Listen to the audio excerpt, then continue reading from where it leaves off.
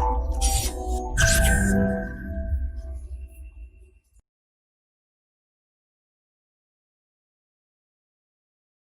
Guys, मेरा नाम श्रेयांश तिवारी है। मेरा 63rd बीपीएससी में रैंक 1 आया हुआ है और अब जैसे कि 64th बीपीएससी का इंटरव्यूज शुरू होने वाले हैं, तो उसमें मैं अपनी कुछ टिप्स आप लोगों को शेयर करूंगा कि कैसे इंटरव्यू में स्कोर मैक्सिमाइज किया जा सकता है।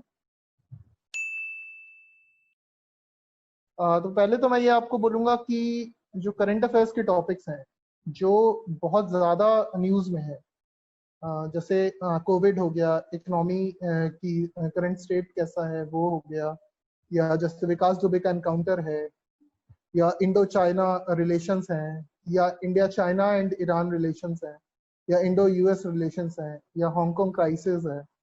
तो इन सब पे एक बहुत मैच्योर्ड व्यू बना लीजिए अपनी, मल्टीपल सोर्सेस से पढ़ के, मतलब लेफ्ट के लोग क्या कह रहे हैं, राइट के लोग क्या कह रहे हैं, सेंटर के लोग क्या कह रहे हैं। तो एक इन्फॉर्म्ड ओपिनियन तैयार कर लीजिए इन सारे टॉपिक्स का, जिसमें आप अच्छे से जस्टिफाई कर पाए और बोर्ड का क्या रुख है कि वो राइट की तरफ है या लेफ्ट की तरफ है या सेंटर की तरफ है, उसको जज कर पाए आप लोग और हर एंगल से आंसर दे सकते चीजों का।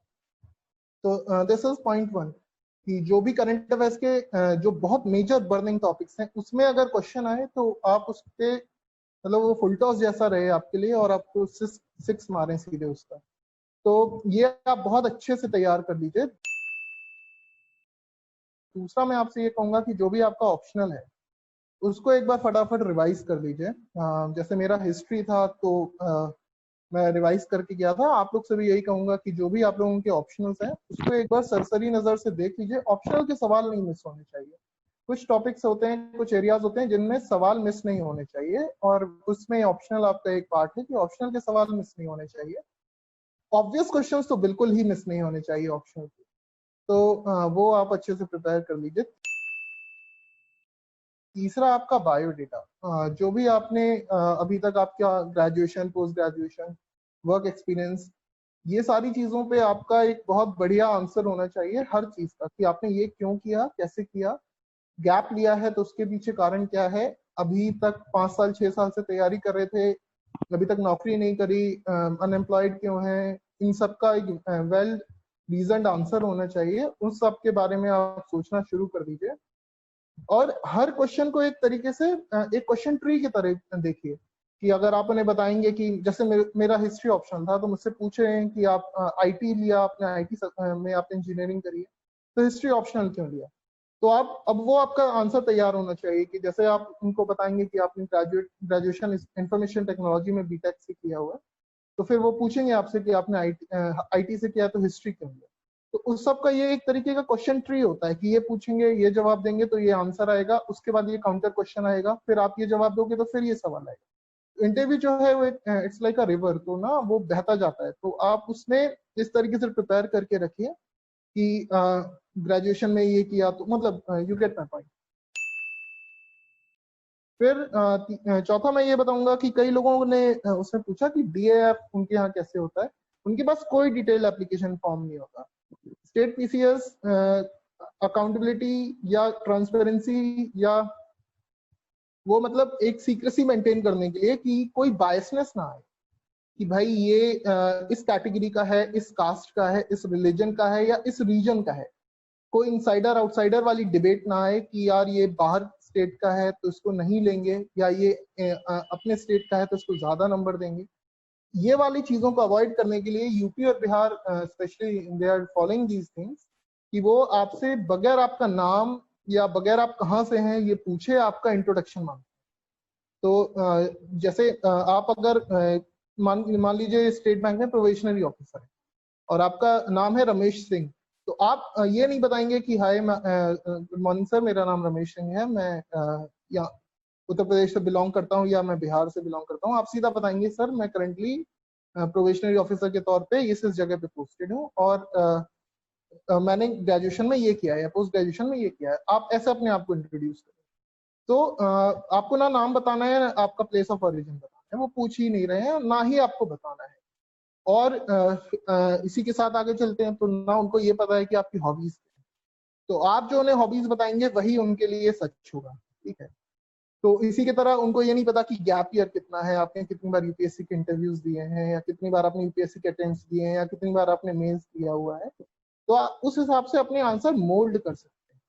तो इसमें बहुत अपन को वो रहना है, केयरफुल रहना है। और एक तरीके से ये भी है कि आप सेफ भी रह सकते हो, कि जो आप बताओगे वही उनके लिए, they have to believe that. Okay, तो ये वाला हो जाता है कि डीएफ उनके पास कुछ नहीं रहता है, आपका नाम भी नहीं जाएगा उनके पास, आप एक उनके लिए कोड हो, 5 अंक या 6 अंक का एक कोड हो जो उनके पास जाता है, and that code is not your roll number. ठीक है, वो बस एक कोड है।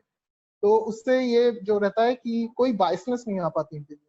That was the reason that I belonging from MP I was able to do so well in Bihar. तो ये मैं आपको बोलना चाहूंगा। और इसी के साथ ये है कि जितना भी कॉन्फिडेंस रख सकते हैं आप, और पढ़ना मत बंद करिएगा।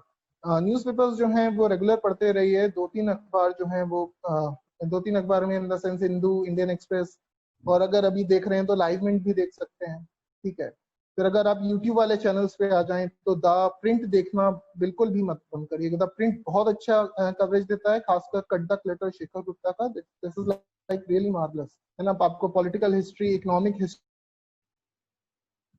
लर्निंग इशू में बहुत इनडेप्थ एनालिसिस मिलती है, जो आप मेंस के आंसर्स में नहीं लिख सकते, लेकिन इंटरव्यू में दिखाती है कि आपका नॉलेज का डेप्थ सिर्फ एकेडमिक नहीं है ना। तो जैसे अभी कुछ दिन पहले उन्होंने 51 ईयर्स ऑफ बैंक नेशनलाइजेशन पे एक बहुत बढ़िया पूरा एपिसोड किया, and that was like really marvellous कि जब नेशनलाइजेशन हुआ बैंक्स का, तो अटल जी ने उस बारे में उस समय 1969 में क्या बोला था।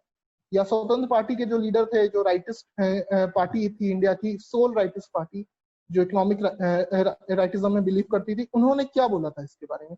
And that all have come true in 2020। तो आप अपने जो ओपिनियंस है उसको सब्सटैंशिएट कर सकते हो उन आर्ग्यूमेंट के थ्रू। तो that is like really awesome. तो आप द प्रिंट देख सकते हैं, आप बीबीसी देख सकते हैं। क्विंट की कई बार एनालिसिस बहुत अच्छी आती है। द वायर की एनालिसिस वो बहुत लेफ्ट में है, लेकिन आपको सारी 360 डिग्री व्यू लेके चलनी है, तो द वायर की भी आप देख सकते हैं। हिंदू, इंडियन एक्सप्रेस और लाइव मिंट तो आपको पढ़ना ही है। तो ये 6-7 चीजें हैं जो आप कर सकते हो। इससे क्या होगा कि ना, एक आपके जो नॉलेज का डेप्थ है वो बढ़ेगी, तो कॉन्फिडेंस डेवलप होता है। अपना ऑप्शनल रिवाइज कर लीजिए। अगर कुछ किया जा सकता है आपका, अगर एग्जाम के प्रिपरेशन के दौरान वेट गेन हो गया है तो कुछ वेट लूज करने की कोशिश कर सकते हैं, so that you look good in the interview, on the day of your interview, है ना। उससे कोई अंतर नहीं पड़ता है, लेकिन हाँ, आपको खुद का कॉन्फिडेंस रहता है कि यू आर लुकिंग गुड। और ये सारी चीजें की जा सकती हैं। और कंक्लूजन में तो यही बोलूंगा मैं कि जितना श्योर हो सकते हैं, क्योंकि कोविड क्राइसिस के कारण अभी टाइम मिला हुआ है ना। नहीं तो इंटरव्यूज तुरंत शुरू हो जाते हैं और लोगों को टाइम नहीं मिलता प्रिपेयर करने का। तो अगर आपने पिछले 1-1.5 महीने के अखबार नहीं पढ़े हुए हैं तो उनको भी पीछे जाके पढ़ सकते हैं। ये जो मैंने आपको 3-4 यूट्यूब के चैनल्स बताए, उनको रेगुलरली तो देखिए देखिए, और पुराने वाले भी जो आपको लगेंगे कि यार they can help, you can see that. और मैं राज्यसभा टीवी का बोलना भूल गया, उसको भी देख सकते हैं। वो गवर्नमेंट ऑफ इंडिया की पूरी व्यू बता देगी वो, कि गवर्नमेंट क्या सोचती है हर बात पे। तो that is like really gold mine, है ना। तो आप वो देख सकते हैं राज्यसभा टीवी के। और आई एम प्रीटी श्योर कि लोग देखते होंगे सीट असेसमेंट्स, तो आरएस टीवी देखते हैं। तो यही है, बस कॉन्फिडेंट रहना है, लेकिन कंप्लेसेंट नहीं होना है। जितना अच्छे से पढ़ाई कर सकते हैं, डू योर बेस्ट, और इंटरव्यू अच्छा होगा, है ना। सब अच्छे से हो जाता है, कोई इशू